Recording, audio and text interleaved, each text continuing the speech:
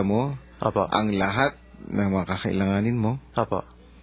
para specific tayo sa plano mo at gagawin mo. Ay, nandito na po, kuya. Nakalista na po.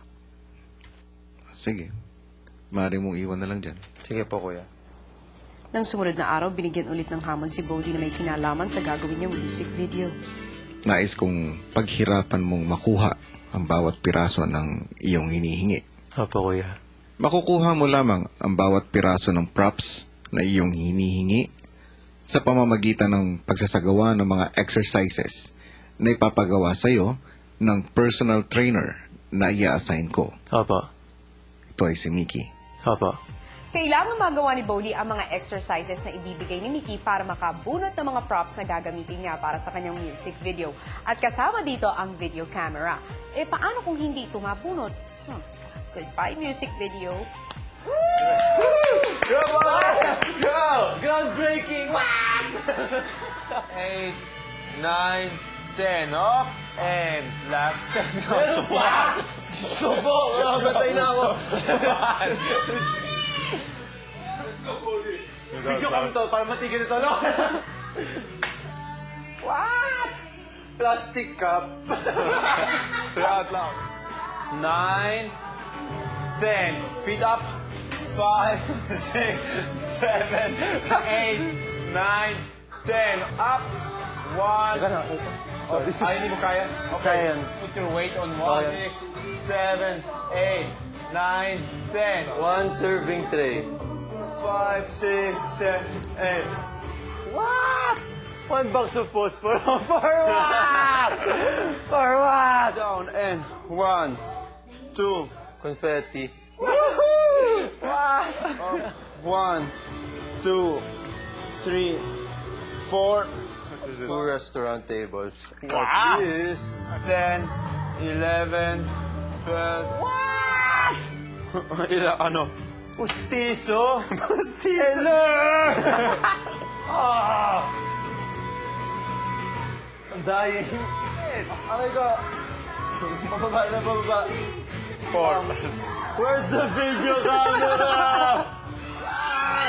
Hey, boy, cross. 4.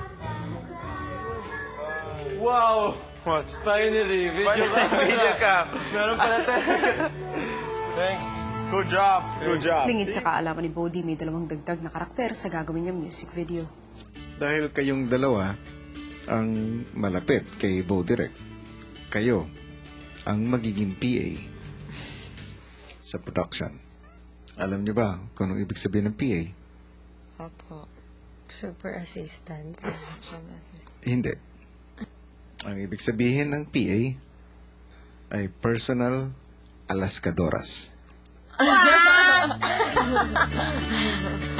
Nais kong makita kung gaano kahaba ang pasensya ni Bo Direct. Alam kong matiising na tao si Bodhi at mapagpasensya. Hindi ba? Opo. Bakit kayo natatawa? Irita! Sino kaya ang magtatagumpay sa kanilang task? Si Bo Direct o ang dalawa niyang personal alaskadors? Abangan!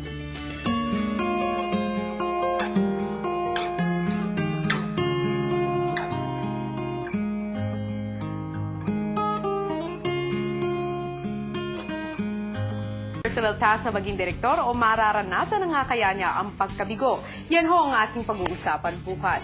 Samantala, pag-uusapan naman natin ngayon itong si Nel. Dahil nga nalagay sa intensive care unit ng ospital ang kanyang lola, pinayagan siya ni Kuya na lumipad ng Iloilo. Pero kailangan siyang bumalik sa loob ng 24 hours dahil kung hindi, siya ho ay papatawan na ng forced eviction. Kaninang madaling araw nga'y tumungo ng Iloilo si Nel at nakaharap na niya ang kanyang butihing lola. Mula sa pagtatagpong ito, kailangan ng magdesisyon ni Nel kung siya ay babalik ng bahay ni Kuya para umabot sa kanyang 24-hour deadline o mananatili siya sa piling ng kanyang lola at tuluyan ng tatalikuran ang pagiging housemate.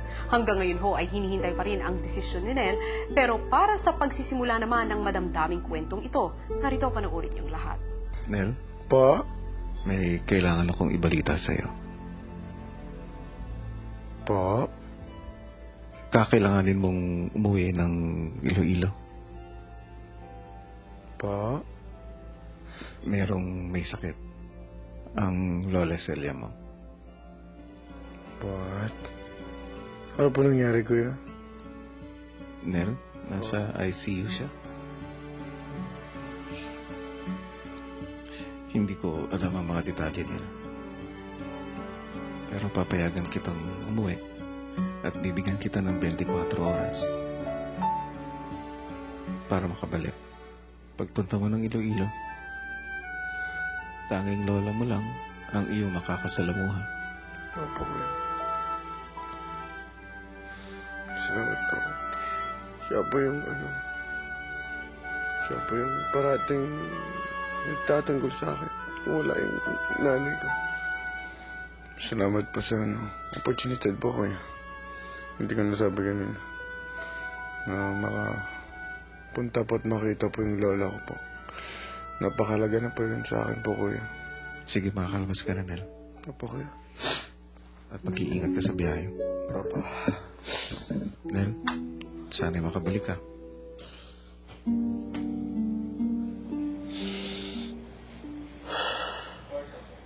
Wala, hindi pa ngayon.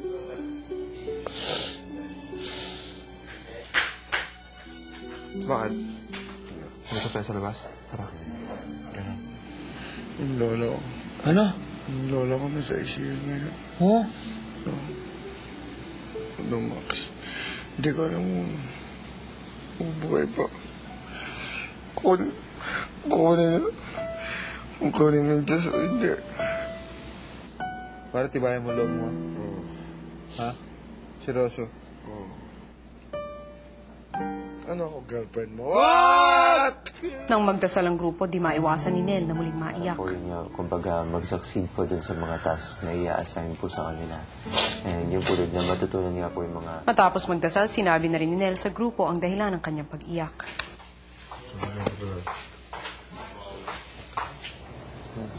Uy siya Iloilo. Kailan? Mamaya, bago sumiyot araw. Nel, Po. pumasok ka sa confession room. Kailangan ka na maghanda. Opo.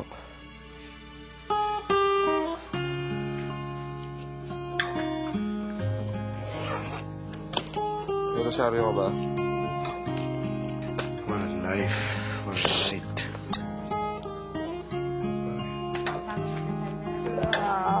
Try mo yan na. Yung bilin ko. Ha?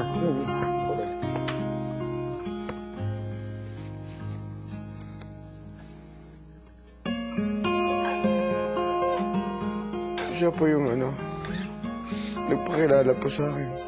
Si Diyos po. Kung ano po, kung gaano po importante ang Diyos po sa buhay natin. Sumigat na ang araw nang makarating si Nel sa Iloilo.